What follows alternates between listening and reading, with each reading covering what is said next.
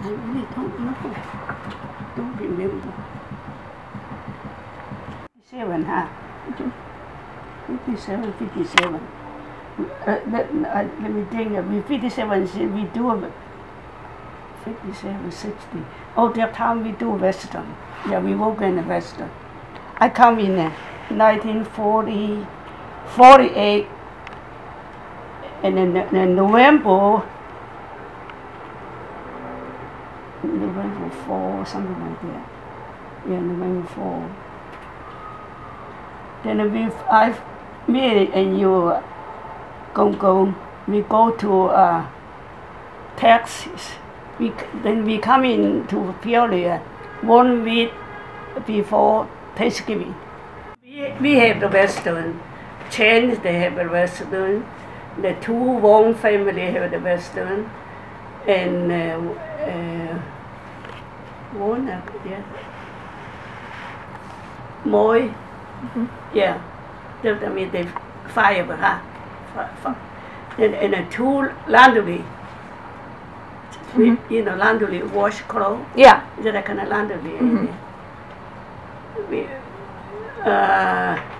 Sometimes we get like holiday, something like that, Chinese New Year. Then we get together. So yeah, like that. And we do pretty good business here. Yeah. Did you have any friends who weren't Chinese? Oh, well? Yeah. Yeah. Oh yeah. We got the black boy. Wash dish, he work for us. Okay. Yeah. Was he nice? Oh, he's little boy. Yeah, he's nice. Not little, but you know he go to school. I think he still go to school. He do the dishwasher. Okay. With us. Then yeah. Then whatever, Jeanne, lot of question I not even remember. Come and sit down right here. So you're. Do I have to sit there? You have to sit there. Yeah. Okay. She asked me about 1960. 1960? Yeah. 1960s. 6 years old.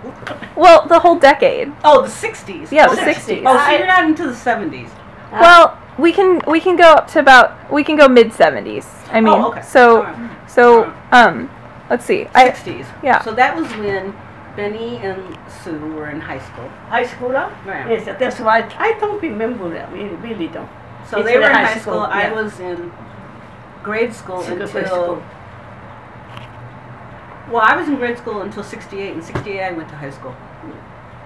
So actually, Benny and Sue were high school. Went to college in 68. Okay. Oh, 68. They went go to college. They went to Yeah. college. Yeah. They go 60. That time they go high school.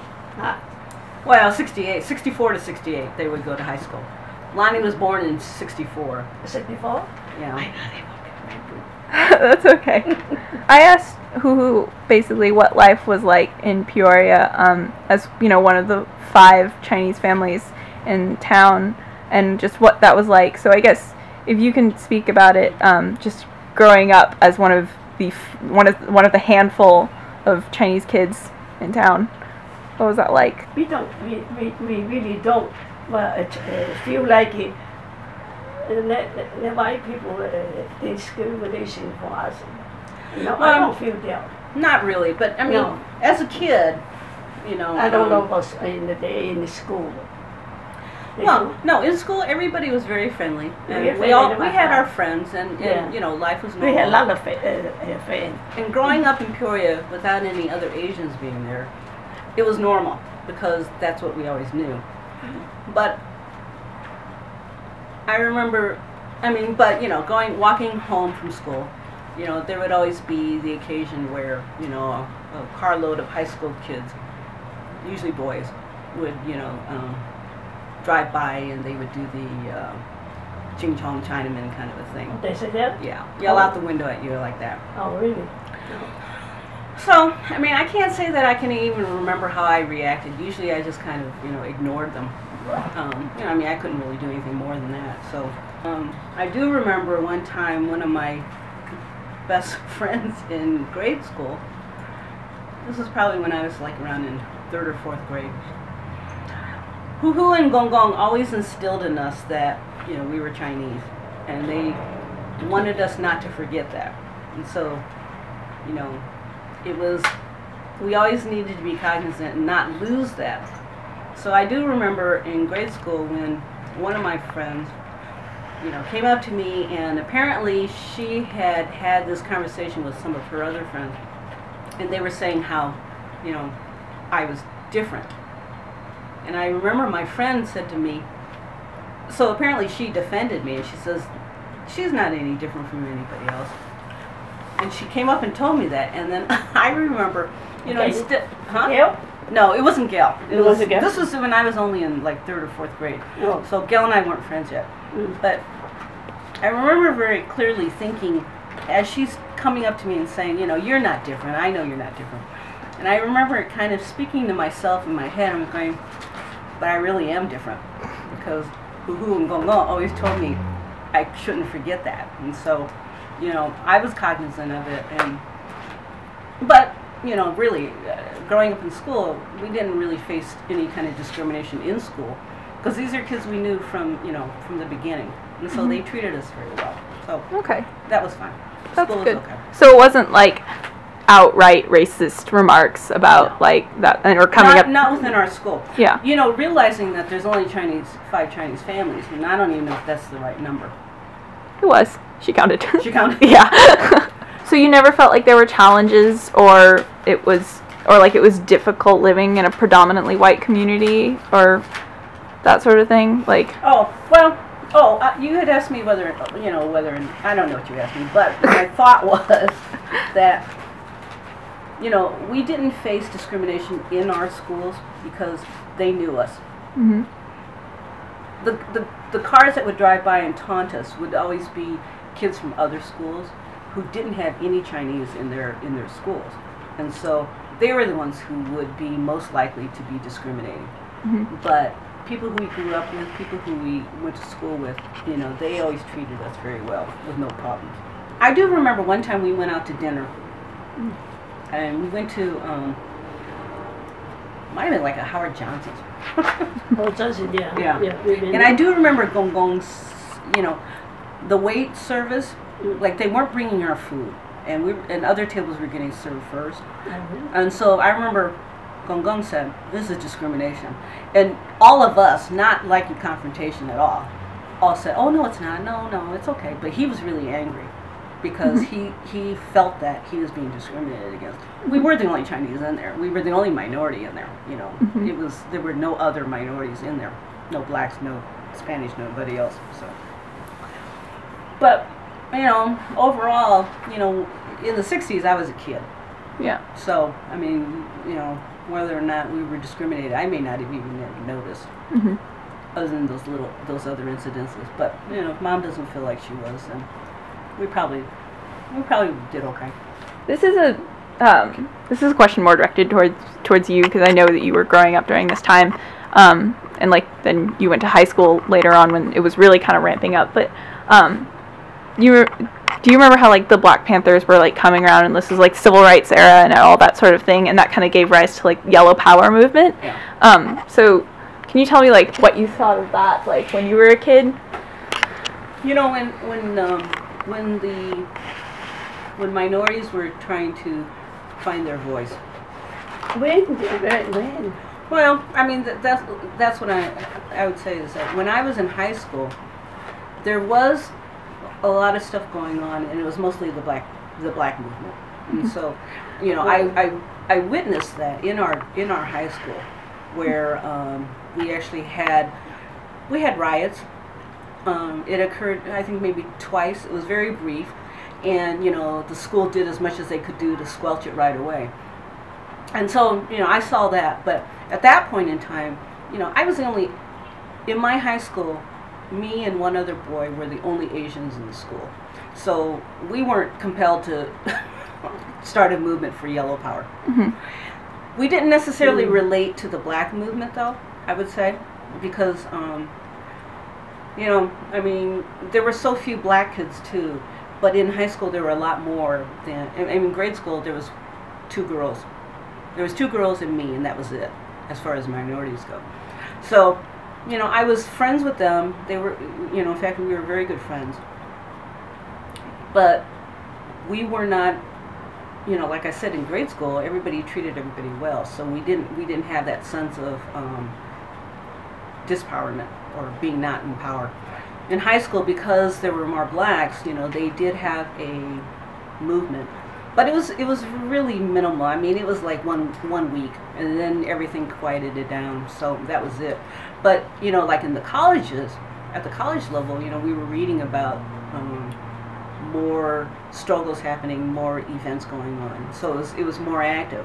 It wasn't actually until I got to college that I would say that actually I became more cognizant of a movement and the need for it. Mm-hmm.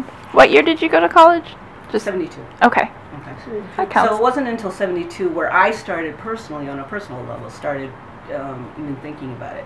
Because I really didn't. I didn't think about race when I was growing up, other than, you know, the minimal effects that impacted me. Mm-hmm.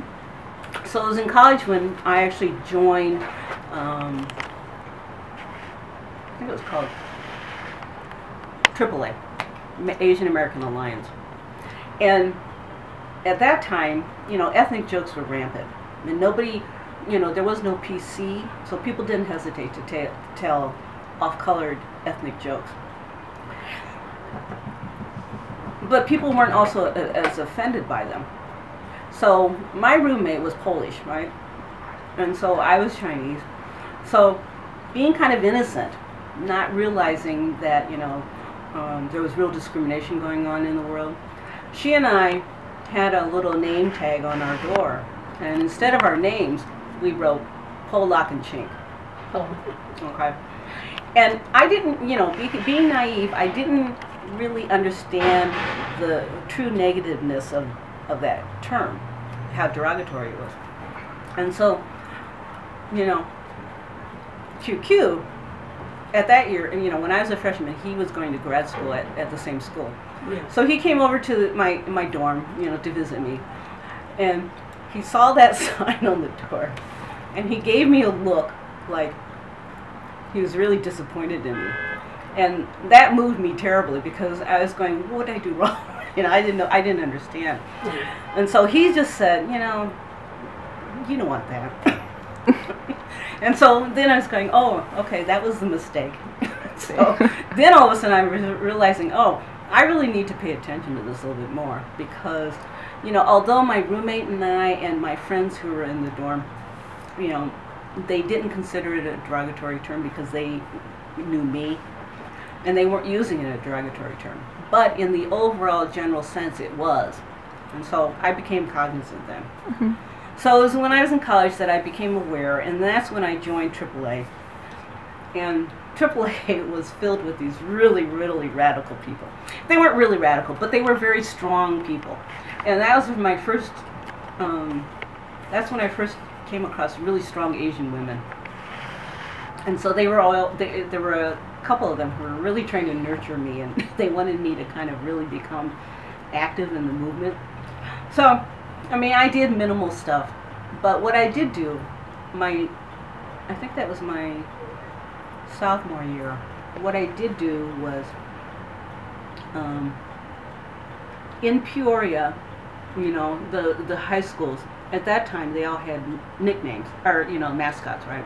So the school that we went to was the Lions, so it was an animal, it was fine.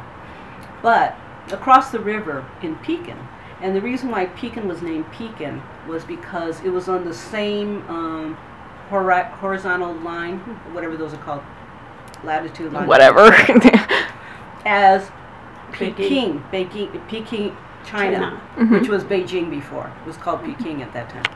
So they called themselves, the city was called Pekin, Mm-hmm. and their school mascot was the Pekin Chinks. Well, I mean, this is a whole school calling themselves the Chinks. So that was very offensive to people who finally started being aware of those things. And their mascot was, instead of an animal, it was the chink. You know, they had this little coolie guy who came out in a hat and, you know, a coat, you know, and then, you know, during school, you know, games, you know, you always bring your mascot out, right? And so they brought this mascot out. So, you know, I mean, Pekin was a school of all white kids. There were no ethnic kids there at all. So it's an isolated community. You know, they're thinking they're honoring their sister city of Peking in China by doing this, not realizing that it's offensive. And for a long time it wasn't offensive, you know, because it wasn't considered an offensive term. But as time progressed, you know, it became offensive. So my big radical thing that I did, it wasn't really radical, but it was the one active thing that I really did, was my sophomore year in college, a group of us from the Asian American Alliance went to the high school. We drove to Pekin, and we went to the high school, and we met with the student body. And they were going to have a referendum to decide whether or not they should change their mascot name because it was offensive. So we went there, we spoke to them. You know, I wasn't particularly well versed. I wasn't particularly very articulate. So, you know, what I said didn't move them at all. What my two friends said didn't seem to have an impact either. So they had their referendum that apparently that week or the week after, and the student body voted. I don't know the percentages, but the vast majority of them didn't want to change their name. We're not going to change just because these people come in and say that they're offended, because we don't mean to be offensive. So they didn't change it. And so that was back in like 73 when I went. I found out it wasn't until like in the 90s, like 20 years later, my old college roommate sent me a newspaper article that said finally that the student body had voted to change their names. And so instead of the Chinks, they changed their names to the Dragons. But it took 20 years, you know, well after any yellow power movement had been happening. Mm-hmm. It took them that long to finally decide that they needed to do the change. Yeah. So, I mean, that's how it was kind of growing up in an all-white community. You know, they're not only are you isolated, but they're also kind of isolated in their thinking. They're not exposed to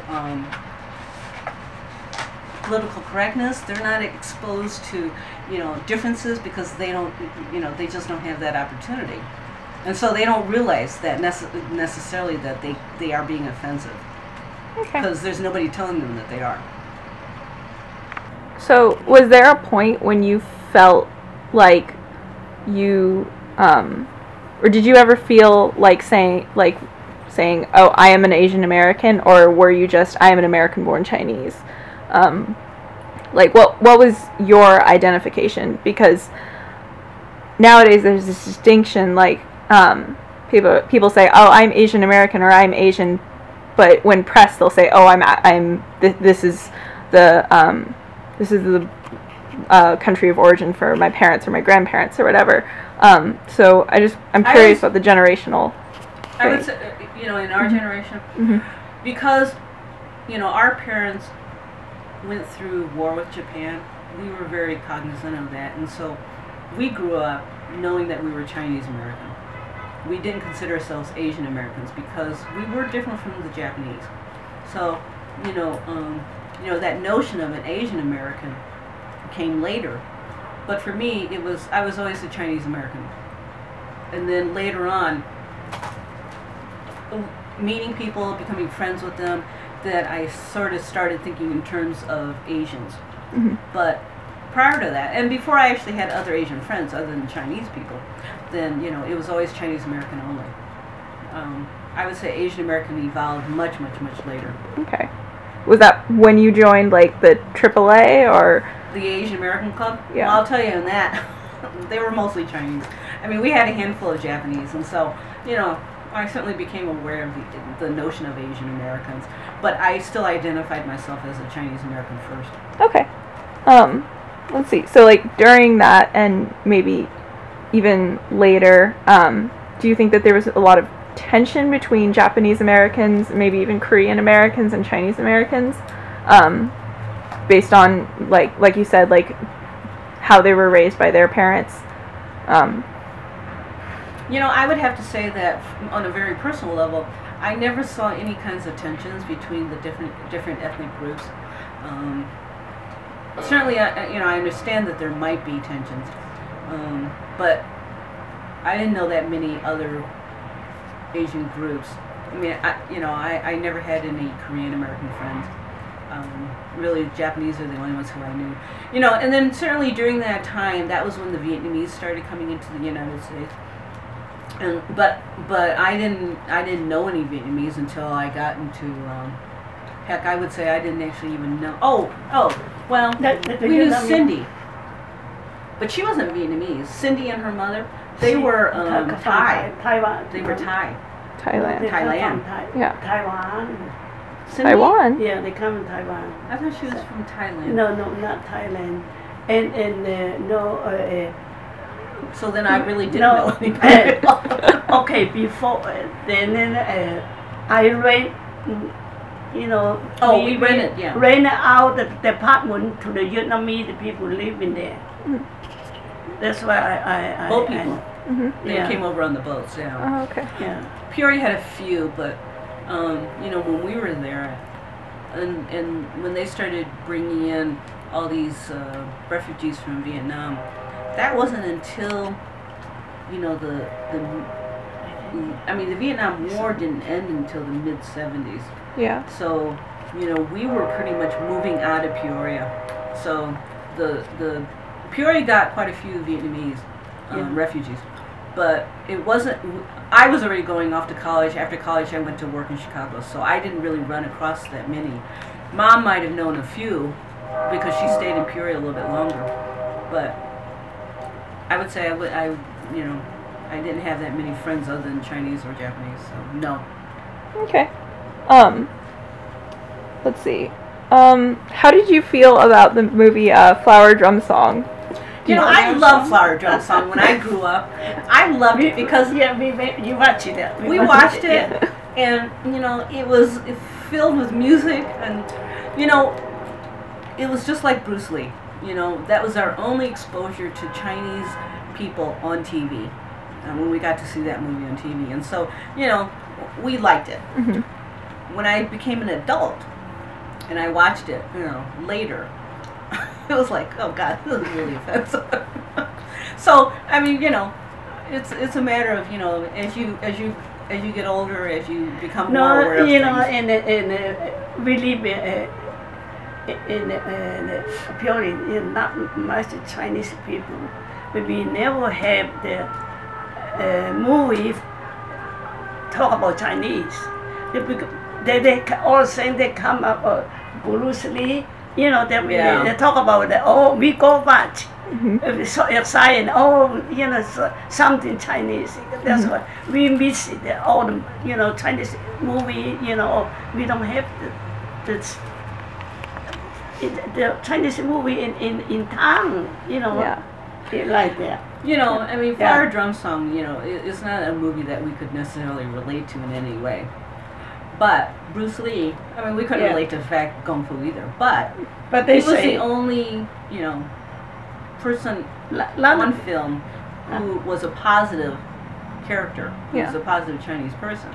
So, everybody loved him, and, it was exciting to watch his movies. You cousin? Yeah. A lot of American people, they said, that's your cousin, because they're Lee, they don't like that. Growing up before Flower Drum Song even, the only TV that you saw that there was a Chinese character was Charlie Chan movies. And those were horrible. They were absolutely horrible. So I never cared for the father, but, even the dumb number one son, he was a Chinese person. And so we watched those movies, whether they were good or not. You just watched them because it was the only way you could see a yellow face on the TV. So it wasn't until Bruce Lee that we finally saw a character that was worth watching.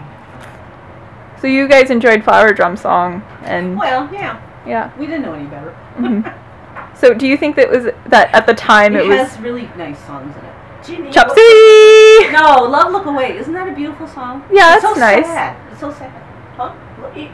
Do you remember when schools like UC Berkeley and SF State were campaigning to have ethnic studies programs in their colleges? Here. Oh. Well, yeah, but do you remember hearing about it in the news? No. We were campaigning at U of I to have ethnic studies. Did it work? Yeah. Did you get? Very good. Mom, we're gonna eat dinner. No, pretty just soon. 2 hiệu. 2 piece. Eat hell. Thank No, you. Thank you. no. No. Once enough. Thank you. So, give you two. so did it end up becoming just an ethnic studies program, or did you give get? you 2. Oh, okay, thank you. Or did it? Did you Give you get to have an No, ethnic? Mom. Once enough. Huh? Once enough. See, I'm eating too. It's okay.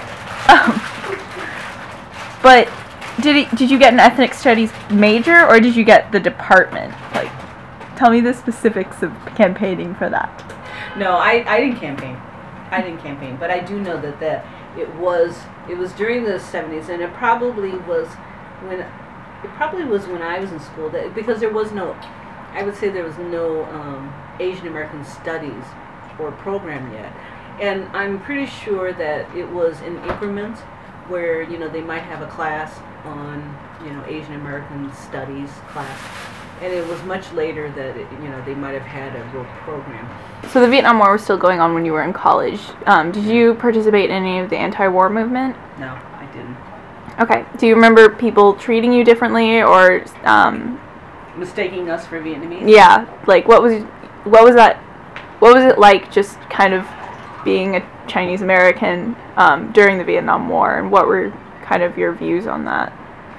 I would say that fortunately we never ran in across anything where people were mistaking us for Vietnamese, or people having any kind of animosity towards us because of that issue solely. I would say, really thinking back, the only time I even heard about something like that was where, and it wasn't connected to the Vietnam War. It was more connected to the auto industry. And and the stuff in Detroit, yeah, and like Detroit. and Vincent Right. Chin and Yes. that sort of thing. That was the only thing I really remember. I don't know.